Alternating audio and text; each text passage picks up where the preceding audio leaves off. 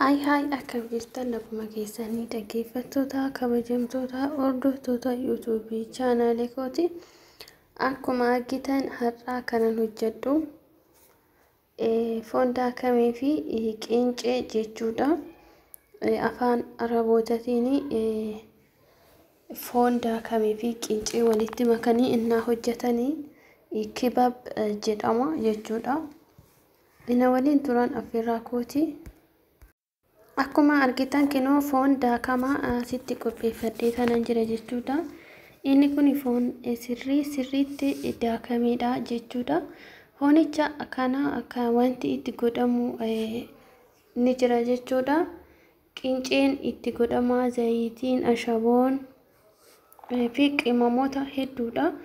Isaan kanadha jechuudha. Zayitii qopheeffadhee jira, qimamis qopheeffadhee jira jechuudha.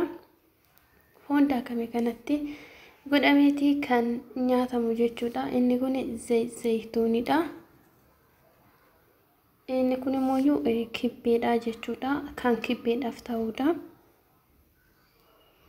Isa kana hundaayyuu maankaa tokkodha kanan itti godhu. Isa kun barbaree qaba. Isa kana maankaa 3-4 on itti godha, sirriitti barbaree miti. Kan kana caalaa barbaree ta'ee bifti isaa mul'atus ni jira. Inni kun barbaree of keessaa qaba jechuudha. Akkuma beektan egaa kebab hojjechuudhaaf inni kun sirriitti barbareedha, nama guba. Arabni immoo nyaachuudhaaf nama guba jedhanii kebabiidha kanan hojjedhu jechuudha har'a. Waan kebabiidhaaf hojjetamu hundasaa qopheessee ashaboollee qopheeffadhee jira. Qimamoota kun ibidda irratti hin xabbafamu. Akkamittiidha kan nyaatamu foon diimaa jechuudha. Akkuma isinitti mul'atu foon diimaa sirriitti daakame jechuudha. Na waliin turan affeerraa kooti. Nyaata biraatillee hojjechaa tanan jira jechuudha. Cinaatti dinnichi xabbasaa tanan jira. Akkuma sitti argitanii inni kun birgiriidha. Birgiriillee hojjechaa tanan kanan jiru jechuudha. Dinnichallee xabbasaa tanan jira.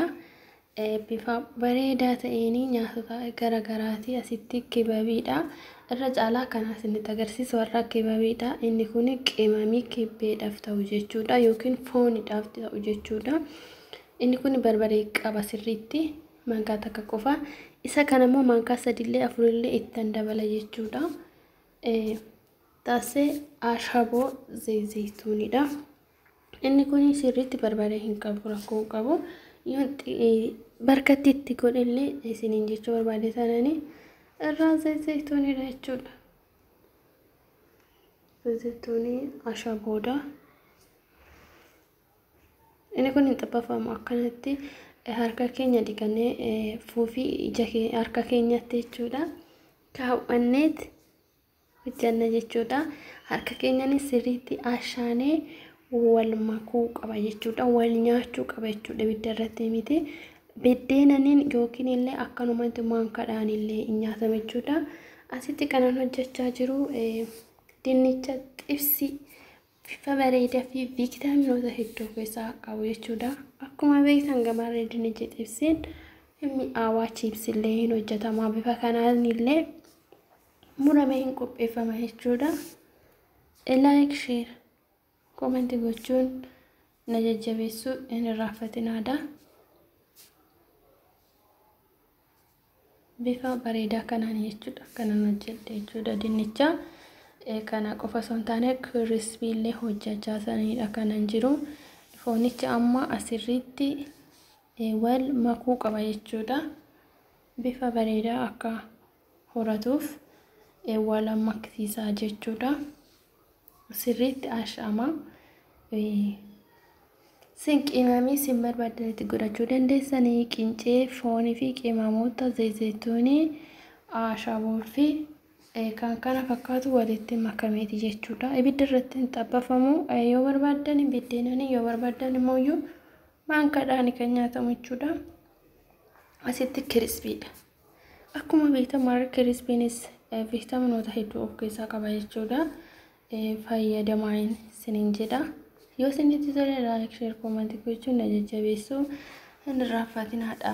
Like comment godhaadhaas taatinaaf kennaadha. Viidiyoowwan ani hojjedhu kana qofa osoo hin taane baay'eedha. Asitti maarree foonichi kinoo bifa kanaan laaqamee jira garuuyyuu qincee dabalata hin barbaachisa jechuudha. Ashaboo dabalata hin barbaachisa. Zayitii dabalata hin barbaachisa.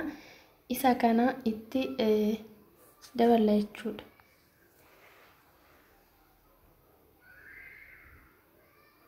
Isa kana itti dabaluu qabna. Qinceedha jechuudha. Qincee qimamii fi barbaree xiqqoo itti godhamee walitti makamee qophaa'ee qimamoota biyya keenyaan jedhamu sani.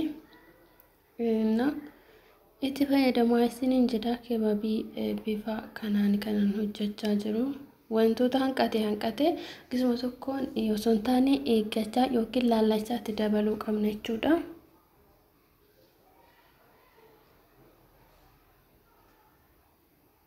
Bifa kana fakkaatuun amma saanii kiyya irratti godhadhee tanan jira jechuudha. Maankadhaan ija beddeenni biyya keenya akkamitti ija baasa? Nullee isa kanatti ija baasna jechuudha. Bifa bareedaa akka horatuu fi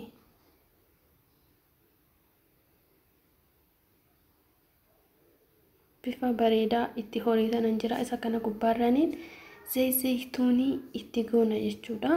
Akkuma beektan zayituuniin viitaaminii hedduu of keessaa qaba yookiin zayitii gurraacha jedhamu san biyya keenyatti. Wow! Qonqonna iyyite manyaadhutti.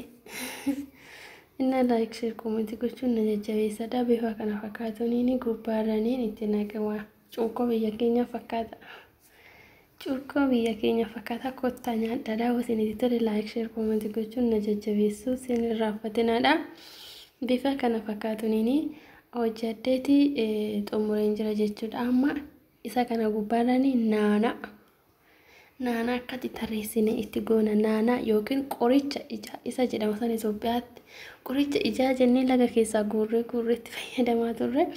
Inna bifa kana fakkaatuun bifa bareedaa kanaan hojjadheeti xumuree jira. Waaw namatti tola dhugaa. Bifa bareedaa qabuun inna kottatti nyaadha. Eena si bu'amee jira. Yoo isinitti tole like share comment gochuun na jajjabeessuun hin irraanfatinaadha.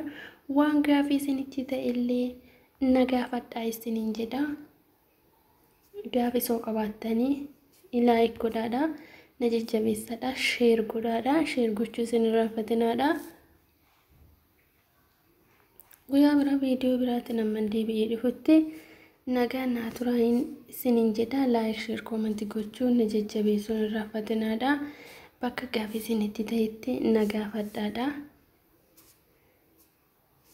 Guyyaa biraa viidiyoo biraatiin amman deebi'ee dhufutti bye bye. Ciao isiniin jedhee jira.